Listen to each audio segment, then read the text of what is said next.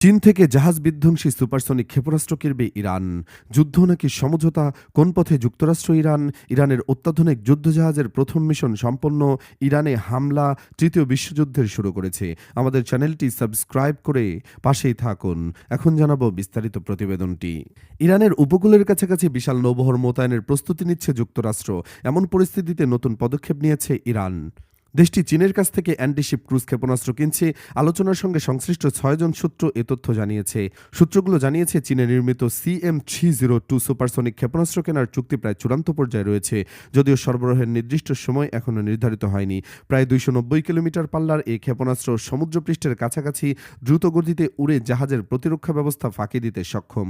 ইসরায়েলের think tank institute for national security স্টাডিজের জ্যেষ্ঠ গবেষক ও সাবেক গোয়েন্দা কর্মকর্তা ড্যানি ক্রিটনোউইটক্রস বলেন, ইরান যদি জাহাজে আঘাত হানায় সুপারসনিক সক্ষমতা অর্জন করে তাহলে এটি পুরো খেলাই বদলে দেবে। এই ক্ষেপণাস্ত্র প্রতিহত করা খুবই কঠিন।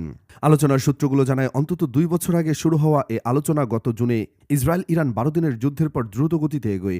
গত গ্রীষ্মে চুক্তি চূড়ান্ত পর্যায়ে পৌঁছলে ইরানের উপ প্রতিরক্ষামন্ত্রী মাসউদ ওরাইসহ ঊর্ধ্বতন সামরিক ও সরকারি কর্মকর্তারা চীন সফর করেন।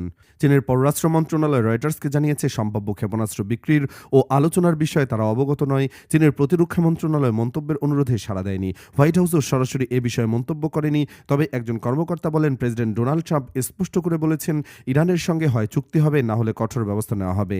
রয়টার্স জানিয়েছে, এই ক্ষেপণাস্ত্র সরবরাহ বাস্তবায়িত হলে তা ২০০৬ সালে আরোপিত জাতিসংঘের অস্ত্র নিষেধাজ্ঞাকে অমান্য করার শামিল হবে।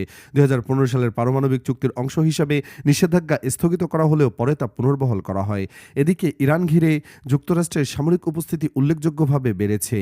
২০০৩ সালে ইরাক আগ্রাসনের পর এই অঞ্চলে এটি সবচেয়ে বড় মার্কিন সামরিক সমাবেশ বলে বিশ্লেষকরা মত দিয়েছেন। ভূমধ্যসাগরে বিশ্বের বৃহত্তম রণতরী USS জেরাল্ড আর ফোর্ড মোতায়েন রয়েছে। পাশাপাশি আকাশ নজরদারির জন্য একাধিক E-3 সেন্ট্রি সতর্কীকরণ বিমান পাঠানো হয়েছে। এই পরিস্থিতিতে প্রশ্ন উঠেছে, যুক্তরাষ্ট্র ইরান কি সরাসরি যুদ্ধের পথে হাঁটছে, নাকি শেষ পর্যন্ত কোনো সমঝোতায় পৌঁছাবে? মার্কিন প্রেসিডেন্ট ডোনাল্ড ট্রাম্প অতীতে দীর্ঘমেয়াদী যুদ্ধের বিরোধিতা করেছেন। বিশ্লেষকদের মতে, ইরানের সঙ্গে পূর্ণমাত্রায় যুদ্ধ হলে তেলের দাম ব্যারেল প্রতি $৯০ থেকে $২০০ পর্যন্ত উঠতে পারে। এতে যুক্তরাষ্ট্রের অভ্যন্তরীণ অর্থনীতি চাপে পড়বে। অন্যদিকে ট্রাম্প সম্প্রতি ইরানকে ১০ থেকে ১৫ দিনের মধ্যে অর্থবহ চুক্তি করার সময়সীমা বেঁধে দিয়েছেন। তিনি সতর্ক করেছেন, চুক্তি না হলে খারাপ কিছু ঘটতে পারে। এমন বক্তব্য প্রশাসনকে এক ধরনের চাপের মধ্যেও ফেলেছে।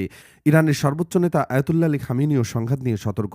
দেশটির অর্থনীতি দীর্ঘদিনের নিষেধাজ্ঞা, দুর্নীতি ও ব্যবস্থাপনার সমস্যায় দুর্বল। সাম্প্রতিক সময়ে খাদ্যদ্রব্যের মূল্যস্ফীতি তীব্র হয়েছে। এমন অবস্থায় যুদ্ধ শুরু হলে তা অভ্যন্তরীণ অস্থিরতা আরও বাড়াতে পারে।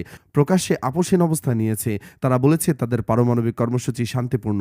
ইরানের পররাষ্ট্রমন্ত্রী আব্বাস আরাকচি দাবি করেছেন, আলোচনার শূন্য মাত্রায় ইউরেনিয়াম সমৃদ্ধকরণ বন্ধের কোনো শর্ত তোলা হয়নি, বরং আলোচনার মূল লক্ষ্য হচ্ছে কর্মসূচি শান্তিপূর্ণ রাখা। এদিকে মার্কিন গণমাধ্যম জানিয়েছে, যুক্তরাষ্ট্র সীমিত মাত্রায় প্রতীকী সমৃদ্ধকরণ মেনে নেওয়ার প্রস্তাব বিবেচনা করতে পারে, যদি তা থেকে বোমা তৈরির পথ বন্ধ থাকে। বিশ্লেষকদের মতে, যদি সমঝোতা না হয় তবে যুক্তরাষ্ট্র প্রথমে সীমিত ও লক্ষ্যভিত্তিক হামলার পথ নিতে পারে। এতে ইরানের ক্ষেপণাস্ত্র ঘাঁটি ও সামরিক সক্ষমতা দুর্বল করার চেষ্টা করা হবে। তবে এমন হামলার জবাবে ইরান পাল্টা আঘাত হানলে পরিস্থিতি দ্রুত বড় যুদ্ধে রূপ নিতে পারে। ফলে দুপক্ষই এখন বড় ঝুঁকির সামনে দাঁড়িয়ে। পূর্ণমাত্রায় যুদ্ধের পরিণতি ভয়াবহ হতে পারে। সে কারণে অনেক বিশ্লেষক মনে করছেন, শেষ পর্যন্ত অপ্রত্যাশিত হলেও একটি সমঝোতার সম্ভাবনাই তুলনামূলক বেশি। সূত্র মিডল ইস্ট মনিটর। এদিকে দেশীয় প্রযুক্তিতে নির্মিত দূরপাল্লার অভিযানের জন্য তৈরি ইরানের বিপ্লবী গার্ড বাহিনী IRGC পরিচালিত যুদ্ধজাহাজ শহীদ মাহদাভি আন্তর্জাতিক মিশন সফলভাবে সম্পন্ন করেছে। ৫৭ দিনের বেশি সময় ধরে চলা এক সমুদ্র যাত্রা শেষে ইরানের আঞ্চলিক জলসীমায় ফিরে আসা জাহাজটিকে আনুষ্ঠানিকভাবে স্বাগত জানান IRGC নৌবাহিনীর commander rear admiral Ali Reza তাংশিরি।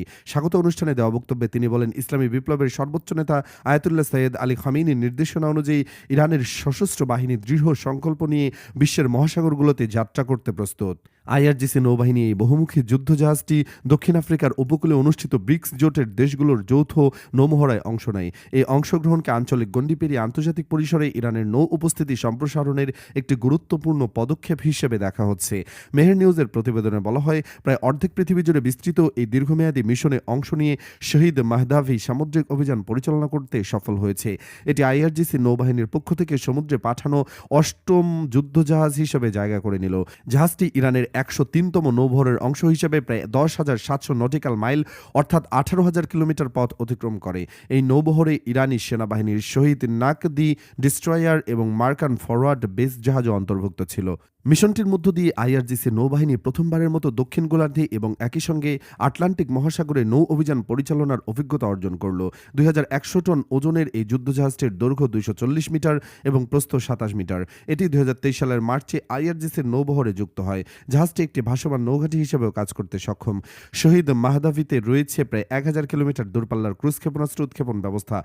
পাশাপাশি এটি বিপুল সংখ্যক নজরদারি ও আঘাত হানতে সক্ষম ড্রোন বহনে সক্ষম। যুদ্ধজাহাজটিতে ত্রিমাত্রিক ফেজড অ্যারে রাডার, সমুদ্র থেকে সমুদ্র এবং সমুদ্র থেকে আকাশে নিক্ষেপযোগ্য ক্ষেপণাস্ত্র, উন্নত ইলেকট্রনিক যুদ্ধের জন্য আধুনিক টেলিযোগাযোগ ব্যবস্থা সংযুক্ত রয়েছে। এছাড়া এই মহাসাগরীয় যুদ্ধজাহাজটি বিভিন্ন ধরনের আক্রমণাত্মক হেলিকপ্টার, যুদ্ধড্রোন এবং দ্রুতগতির আক্রমণকারী নৌযান বহরে সক্ষম রয়েছে।